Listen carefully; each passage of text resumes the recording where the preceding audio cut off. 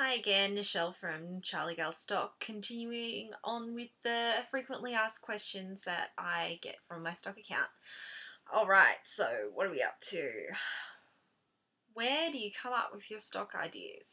Well, this varies greatly. My stock ideas can come from anywhere, at any time, unexpectedly, or have me thinking about some idea, trying to come up and develop it for months and months and months.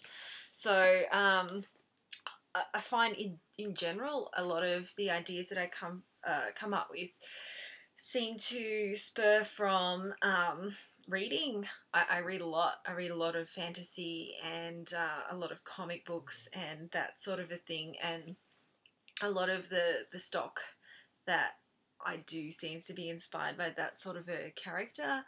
Also, video games. I play a lot of those, and so just that whole tough sort of, badass kind of thing, that seems to be quite a bit of an inspiration, and I get a lot of my ideas from that.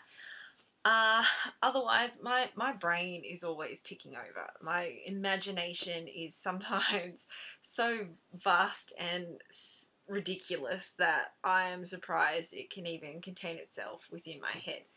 So it's always creeping up on me and bursting out with some random, silly, ridiculous idea or some really amazing gem that will just pop out and go, this needs to be done. I find a lot of dreams that I have seem to inspire stock that I want to do and have done, and a lot of things that I watch seem to spur on these ideas and my imagination when it comes around to it. So yeah, in general, my imagination is just ridiculously huge. It has a lot to say. It will always come out and be like, hey woman, I come up with this and you need to do it. So do it. And I'll have to sit right up in bed and just jot it down, or sit right up wherever the hell I am, because it quite often happens to me when I least expect it. And just I keep a notepad and a pencil handy all the time to keep jotting these things down. Recently I got an iPod Touch, and so I've been using the little notes page in that to kind of jot down my ideas. Also, a lot of just mythology and stuff seems to inspire ideas that I come up with, particularly if it's something like Greek or Roman mythology. That seems to be something that I'm on a bit of a kick with right at the moment. Things like walking past a store or a random $2 op shop up the street can really have a say in what kind of an idea that I will see, because I could see something that's in there that just screams to be used and put inside a stock shoot, a stock video, and have itself used creatively that way. Like this one time I was walking around in a $2 shop, and I found this amazing little belly dancer belt thing with all of the shiny buckles that clanked everywhere on it. And so I decided, oops, I think I lost it there for a sec. And so yeah, I decided, oh, I'm gonna get that and try and do some sort of a belly dancer shoot. I haven't actually got around to that. That was one of the ones that I was planning on doing, but unfortunately, as you know, because I keep going on about my camera's very tight and it poof, don't like you anymore. So yes, but so things like that will just really seem to inspire. The typical ways that I have of approaching a shoot will be, once I have my idea and have jotted it down, I actually draw a lot of the ideas that I have and try and flesh them out a little bit. So in here, hang on, I've got my art book with me, and it actually has a couple of, this is one of my initial sketches that I did after waking up from the dream that inspired the vanity Deadly Sins dress, and so I drew. Hang on, can you see that? That was my quick sketch that went, hey, you have to remember this and do a shoot sort of similar to that. So I did.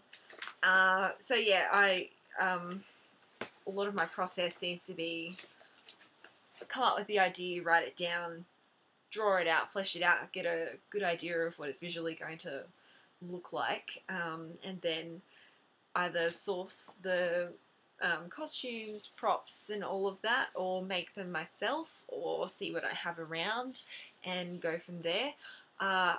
Always when I'm shooting studio of myself here at home, just use my studio kit and set that up.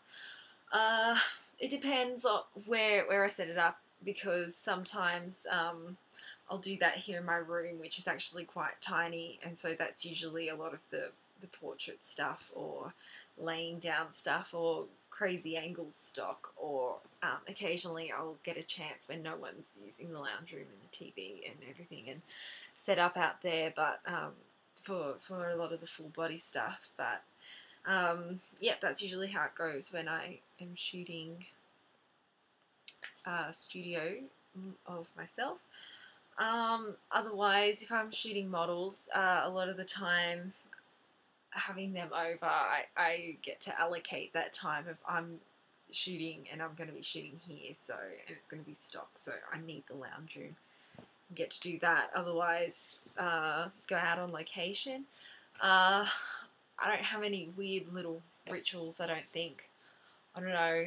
I'm not actually sure. I'll have to take note of that next time I shoot, but usually it's just so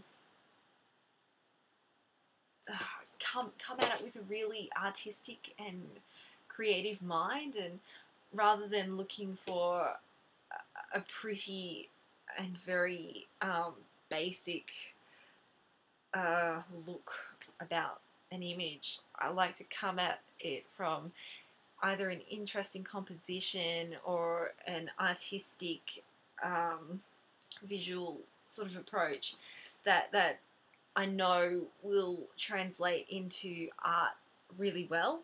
So a lot of the time when I am shooting photos, it doesn't matter even if it's a professional shoot, I'm always shooting with the thought in mind, will this pose translate well into stock? Will this pose be useful? Will this look actually be useful for someone if they wanted to draw it? And a lot of the time that's the way that I approach shooting. So yeah, how do I shoot stock on myself? For a long time I haven't had a remote. My remote that I did get to begin with the camera actually had a cord, but the cord's only about this long, which does not make very good for very good long distance full body shooting, so it was kind of useless. So a lot of the time I just set up on my tripod and set it up, make sure that I set the focus on where I'm going to be standing, especially if it's full body and it's not close enough for me to kind of reach around to set the focus. And the way that I do that, I don't actually have much in the way of things that are as tall as me around here to kind of stand in and be my focus point. So I've found what works really well for me is getting a couple of poofs and standing them on top of each other with a bucket on top, and that kind of reaches about my height, and the bucket's a really good shape right at the top to kind of have my camera focus on. So I'll do that, set the focus on that, and then put it into manual so that it won't change as soon as I start doing setting it on the timer.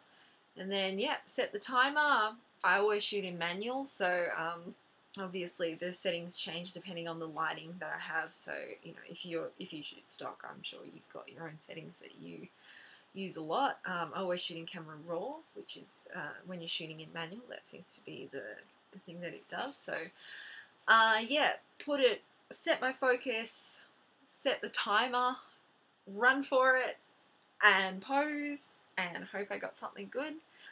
about 3 days before my camera had its little hissy fit and stopped working, I actually got myself a proper remote that I could actually stand back, pose, shoot, and then slip it somewhere. But I never got a chance to try that, so it's kind of just sitting around and going, hey, look at me, I'm useless, you never used me, did ya? Waha. So that's a bit unfortunate. The biggest challenge in stock would have to be trying to keep up really high standard and make sure that I'm constantly pushing myself to be doing better and better for everybody. But that closely ties with the feet thing from the last video. If you've watched that, you'll know what I'm on about. Yeah, so those are probably my biggest challenges. I'm sure I have a better answer if I actually thought about this a bit harder. But yeah, that seems to be the main thing. So yes. Also, okay, so what else? Main disappointments with stock. Okay, I do seem to get asked this one quite a lot. My main disappointment with stock is when people don't follow my rules. It's not like my rules go out of their way to be really tough and hard and unreasonable, and it really, really grates my nerves when people don't follow my rules, and then especially when I say something about it and say, look, you haven't followed my rules, either you change the artwork or you take it down, and people will get angry at me for it. Well, it's not my fault that you didn't read the rules. It's not that hard to read the rules. It's certainly not that hard to follow them. If you don't understand anything that is set out within my rules, just ask me. I'm not going to bite hard anyway. So that's definitely the thing that really disappoints me the most within the stocking that I do, is when people don't follow the rules, and it just sometimes makes me so angry. And sometimes makes it feel like, oh, stuff is all, I'm just going to take it all down, but I don't, because the vast majority of people who use my stock are really excellent, and you know, that's what keeps me going on. So yes, any projects of special interest that I have going at the moment? Yes, there are.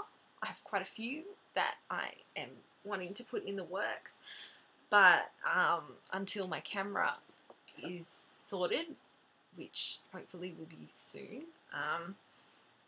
that's on hold. Not going to give away too much because I don't want to spoil it for you guys, but yeah. Okay, so yeah, that's the main things that I get asked all the time to do with my stock account. If you have any questions that you want me to answer, feel free to ask, and I can try to address those either in a FAQ on my page or maybe in another video. But yeah, I'd love to speak to you, hear your opinions, and yeah, chat to you later. Alright, bye!